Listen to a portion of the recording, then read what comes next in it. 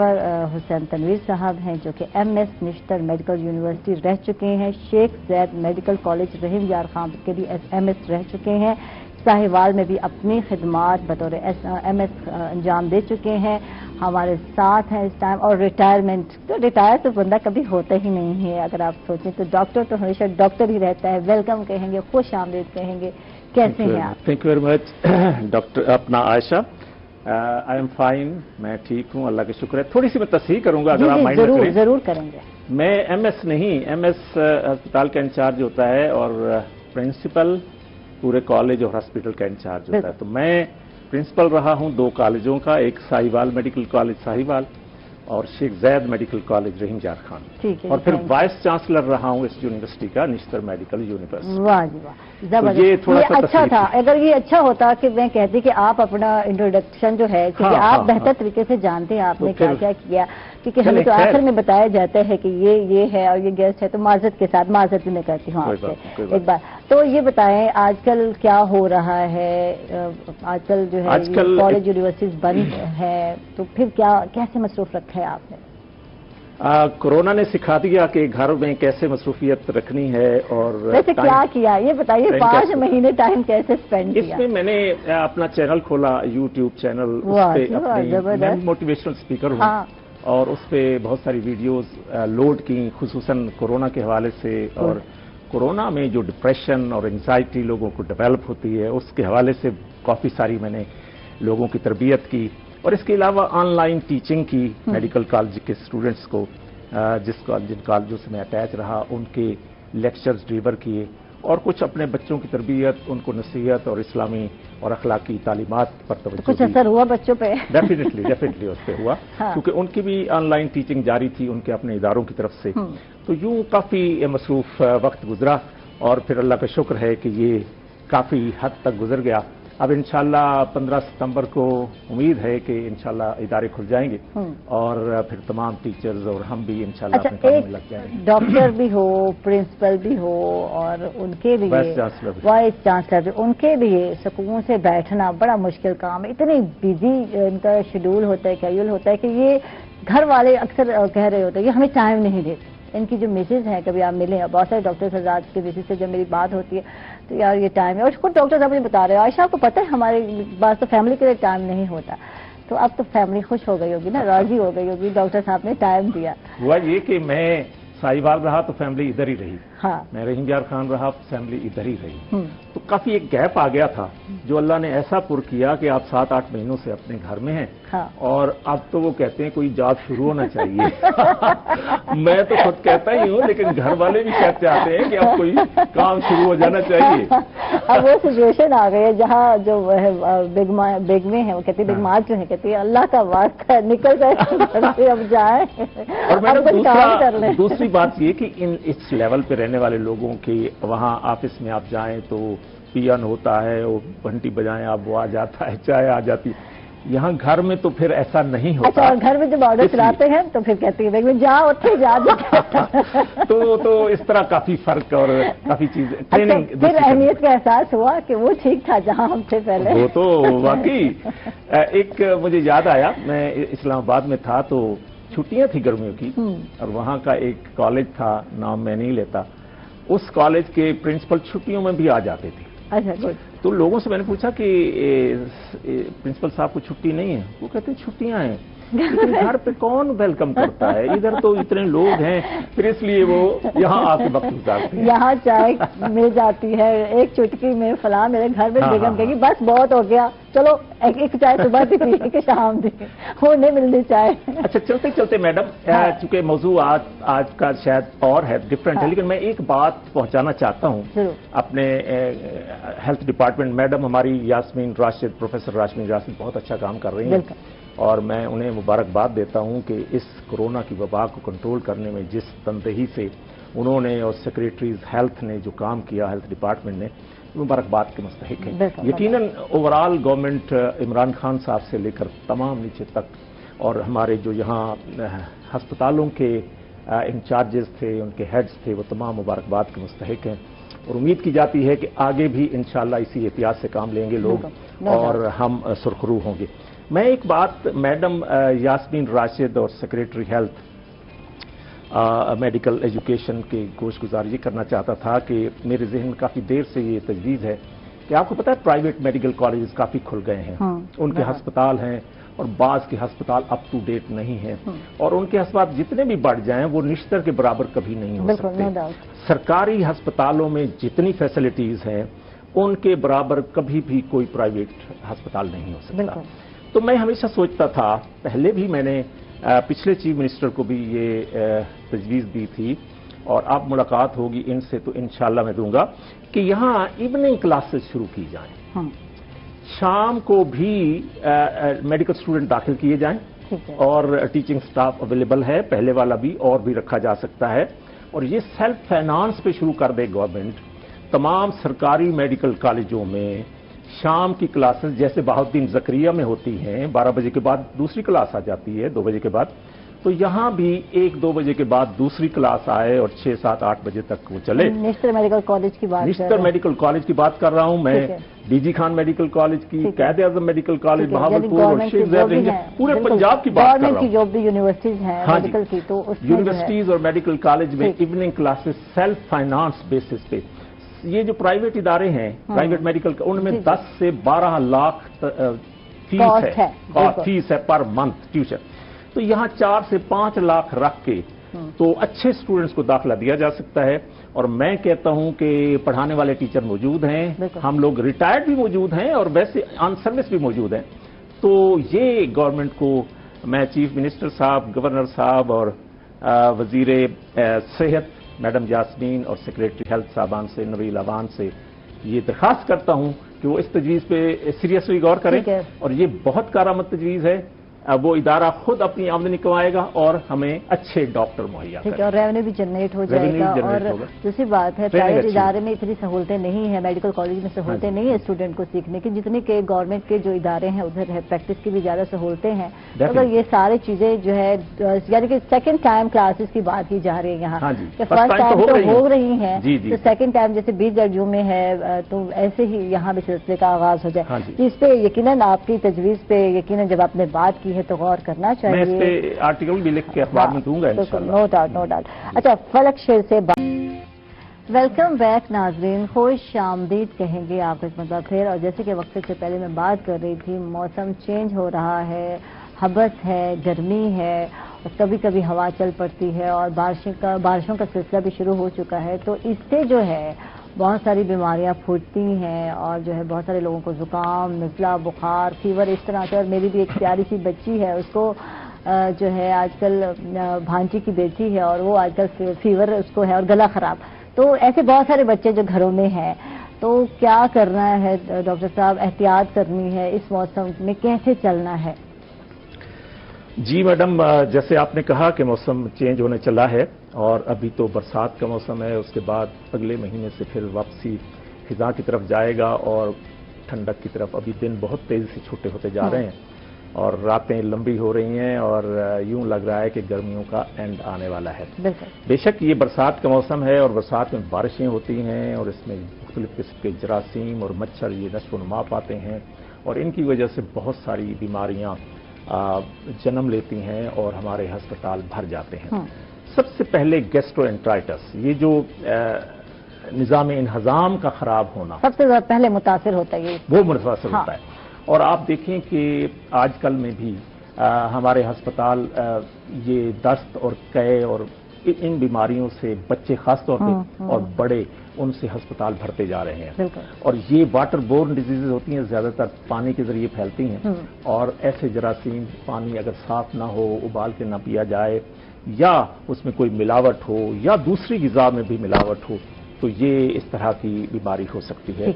और गर्मियों का ये बहुत बड़ा एक यानी क्राइसिस है कि हमारे अस्पताल इससे भर जाते हैं। ठीक है। और इस सीजन में जैसे डॉक्टर साहब एक माजरत के साथ, एक तो पानी की बात डॉक्टर साहब ने की है कि पानी साफ होना बहुत जरूरी है, घर में बॉयल करके पिया जाए, बाहर से ना पिया जाए। अक्सर गर्मी होती है, हबस होती है, हम बाहर जाते हैं, कुछ भी मिलता है, कोई शरबत है किसी रेडी पे, ये फालसे का फला, अब तो फालसा नहीं है और बहुत सारी चीजें जो पी लेते हैं। अच्छा, दूसरी बात डॉक्टर साहब, बाहर के खाने जो है वो बताए ना, वो खराब हो जाते हैं। अब वो गर्मी में वहाँ जाहिर है वो बाज़ औक़ात बासी खाने, इवन वो ताज़ा भी बनाएं तो वो लोग उनका किचन शायद वो स्टैंडर्ड पे नहीं होता और वो उनको पसीने आ रहे हैं और वो साथ मिलावट कर रहे हैं। और ये मेरा ख्याल है हमारे डिपार्टमेंट्स जो इससे रिस्पॉन्सिबल है उन्हें चेक करना चाहिए। पिछले सालों में तो बहुत चेकिंग हुई थी और फिर यकदम खामोशी हो गई, लेकिन इन चीज़ों की वहाँ पे हाइजीनिक कंडीशंस को चेक करके और उनको up to date, up to standard maintain करना बहुत ज़रूरी है। और फिर बाहर के खानों से अवॉइड करना चाहिए।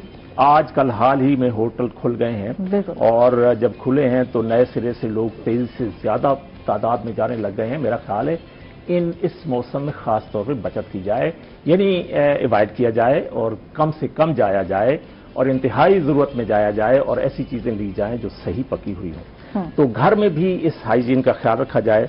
सब्जियां अच्छी तरह धो के उनको पकाना चाहिए और गोश्त को भी अच्छी तरह गलाना चाहिए, अदरवाइज उनके अंदर पैरासाइट्स होते हैं, उनके अंदर जरासीम होते हैं जो जानवरों से इंसानों में चले जाते हैं। इसके अलावा ये जो डेंगू मच्छर है जो पिछले सालों में बहुत बड़ी एक वबा आई थी और फिर उस वक्त की गवर्नमेंट ने उसे कंट्रोल किया, अब काफ़ी हद तक कंट्रोल है, लेकिन कुछ न कुछ मुख्तलिफ मकामात पे ये इसके लार्वा, इसके प्यूपा, ये साफ पानी भी नहीं खड़ा रहना चाहिए। हाँ, साफ पानी में ये पलते हैं क्योंकि, और बारिश का पानी खड़ा हो जाता है टायरों में, गलियों में, कहीं भी बर्तन पड़े हैं उसमें। तो ये कोशिश करनी चाहिए कि पानी खड़ा ना होने पाए और पानी का निकास सही होना चाहिए ताकि मच्छर की परवरिश ना हो सके और वो डेंगू या दूसरे मच्छर भी वो हमला ना कर सके। और इसके अलावा पूरे बाजू के कपड़े पहनने चाहिए ताकि, मैं तो इस वक्त पूरा बाजू नहीं पहन के आया, सुनने वाले कहते होंगे कि खुद औरों को नसीहत खुद मियाँ फसीहत, लेकिन इवनिंग का टाइम नहीं है, इवनिंग में ख्याल रखना चाहिए ज्यादा। जी हाँ, इवनिंग में तो गर्मी हो जाती है, मच्छर मक्खी नजर नहीं आते आपको, लेकिन इवनिंग में है ये चीजें आपको नजर आती हैं। और रात को अपने कमरों में जो मच्छर मार किस्म के स्प्रे हैं वो आप घरों में रखें और ओवरऑल पूरे घर का करवा लें तो अच्छी बात है। लेकिन घर में रात को सोते हुए कोनों खुदरों में हर जगह वहां स्प्रे कर दें तो काफी हद तक वो बचत रहती है। और जब भी आपको शक गुजरे वो स्प्रे इस्तेमाल करें। और इसके अलावा भी अगर आप समझते हैं कि रात को, तो वो बाज मिलते हैं जो बिजली के साथ वो कॉइल्स होती हैं, वो चला दी जाए तो उसके धुएं से भी वो मच्छर दूर रहता है या मर जाता है या अवॉइड करता है। तो इस हवाले से ग़िज़ा और अपना माहौल और ये आपका लिबास और इसके अलावा बाकी तमाम बर्तन और ये सारी चीजें, और इसके अलावा डॉक्टर साहब नींद पूरी करनी बहुत जरूरी है क्योंकि क़ुव्वत मुदाफ़िअत पैदा उस वक्त होती है जब आप अपनी डाइट के साथ आप नींद पे तवज्जो देते हैं, वक्त पे सोते हैं, वक्त पे उठते हैं, तो ये चीजें बहुत जरूरी है। अभी कोविड-19 के जमाने में इम्यूनिटी यानी क़ुव्वत मुदाफ़िअत पे तो हजारों लेक्चर्स हुए ऑनलाइन भी और लोगों ने बताया। अब मेरा ख्याल है लोग बहुत समझदार हो गए हैं, ऐसी चीजें खाते हैं जिससे क़ुव्वत मुदाफ़िअत बेहतर हो और नींद पूरी करते हैं क्योंकि उस दौरान में क़ुव्वत मुदाफ़िअत ज़्यादा प्रोड्यूस होती है। तो नींद पूरी की जाए, फ्रेश रहा जाए, नहाया जाए और साफ सुथरे कपड़े पहने जाएं और अच्छी ग़िज़ा खाई जाए। और कपड़े इस्त्री भी आपने करने में बता दूं क्योंकि नमी है, नमी में थोड़े नम क्या कहते हैं, नम हो जाते हैं, क्या हो जाते हैं ना, तो इसलिए जरूरी है कि उन पे इस्त्री जो है हमारे। आज ये सुबह सुबह मैं ना ये पढ़ रही थी तो मैंने कहा डॉक्टर साहब से पूछते हैं क्योंकि मैं डॉक्टर तो हूँ नहीं, तो इस तरह से बहुत सारे चीज़ें जो है सामने आती हैं और मौसम क्योंकि चेंज होता है तो ये सारे मसले मसाइल शुरू हो जाते हैं। तो शुक्र है डॉक्टर साहब आज तुसी आ गए। तो इस तरह से आप सही कह रही हैं कि इसके जो जरासीम है, जो माइक्रो ऑर्गेनिज्म्स हैं वो सारे मर जाते हैं। बिल्कुल। और वो रगड़ के करते हैं, टेम्परेचर हाई होता है तो ये काफी हाइजीनिक प्रोसेस है, बिल्कुल हो जाता है। जी, फलक शेर हमारे साथ है और मैं फिर भी बोलता हूँ तो ये इल्म नहीं है। सो बच्चे को अपनी तरफ मुतवज्जे करना और अपनी बात उनके जहनों में डालना आसान बात नहीं है। इसके लिए आपको मोटिवेशनल, इंस्पिरेशनल होना पड़ता है, तब वो बात सुनते हैं, अदरवाइज वो अपना मोबाइल पे खेल रहे होते हैं। लेकिन अल्लाह का शुक्र है अगर मेरा शागिर्द आपको कहीं मिले कोई डॉक्टर तो आपको बताएगा कि ये कैसे पढ़ा देते। ये अल्लाह का शुक्र है, ये अल्लाह की देन है। तो खैर मैं बात कर रहा था कि आपकी जो टीचिंग है वो सिर्फ गुफ्तगू नहीं है, वो सिर्फ वर्ड्स नहीं है, वो पूरी बॉडी आपकी टीच कर रही है। वो पूरा जेस्टेशन, जो आपके जेस्चर्स हैं, आप वहां चल रहे हैं, आप वो सारे मानी चीज है। मुझे एक स्टूडेंट्स ने बताया कि इनवॉलंटरी होता है। आप जब पढ़ाने में मुस्तगरक हों और आप खो के पढ़ा रहे हो तो आपको नहीं पता होता आप खुद क्या कर रहे हैं। तो मैं कोई पॉइंट्स ला रहा था और मैं हर पॉइंट 10 पॉइंट्स थे फर्ज किया, मैं हर पॉइंट के साथ मेरा एक कदम उठता था और मैं वो पॉइंट गिनता आता था, पूरी बॉडी उसके इन्वार गई।